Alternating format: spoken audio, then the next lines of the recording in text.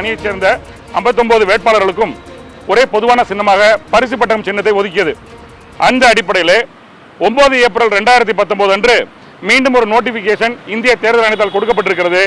4 சட்டமன்ற இடைத்தேர்தலை பொறுத்த வரைக்கும் தேர்தல் வர சூழல்ல எங்களுக்கு ஏற்கனவே ஒதுக்கியது போல உச்சநீதிமன்றம் கொடுத்த உத்தரவின் அடிப்படையில் இந்திய தேர்தல் ஆணையம் ஒதுக்கியது போலவே எங்களுக்கு பரிசு பட்ட சின்னத்தை 4 வேட்பாளர்களுக்கும் எனது அணியைச் சேர்ந்த 4 வேட்பாளர்களுக்கும் நீங்க ஒதுக்கீடு செய்யணும்னு சொல்லி இந்திய தேர்தல் ஆணையத்திற்கு 16 ஏப்ரல் 2019 அன்று திரு டிடிவி தினகரன் அவர்கள் ஒரு கடிதம் கொடுத்திருந்தார். அந்த கடிதத்தின் அடிப்படையில் நாங்கள் 2-3 முறை நேரடியாக எலெக்ஷன் கமிஷனில் உரிய மனு அளித்து அதிகாரிகளை பார்த்தோம்.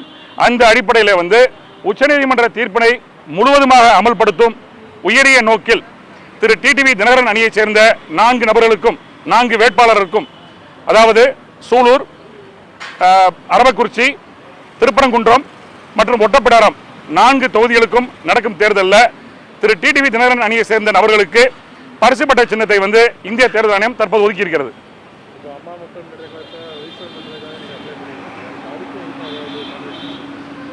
அதாவது அம்மா மக்கள் முன்னேற்ற கழகம் அப்படிங்கிறது ஒரு பதிவுக்காக கழகத்தை ஆரம்பித்து கொடுத்துருக்காங்க. இந்த அடிப்படையில் மிக முக்கியமான ஒரு விஷயம் இன்னைக்கு திருமதி வி கே சசிகலா அவர்களுக்கு ரிவ்யூ பெட்டிஷன் நாங்கள் தாக்கல் பண்ணியிருக்கோம். அதாவது 26/3/2019 அன்று உச்சநீதிமன்றம் எஸ்எல்பி பெட்டிஷன் டிஸ்மிஸ் பண்ணிய பொழுது எங்களுடைய கேஸை மெரிட்ஸில் கேட்கவே இல்லை, எங்களை ஆர்குமெண்ட்டை கேட்கவே இல்லை அப்படிங்கிற விஷயத்தை அடிப்படையாக கொண்டு திருமதி வி கே சசிகலா அவர்கள் ஒரு சீராய்வு மனு இன்னைக்கு தாக்கல் பண்ணியிருக்காங்க.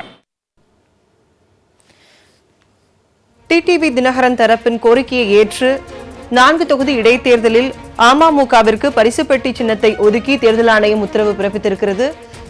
அந்த செய்தியை நாம் தற்போது பார்த்தோம்.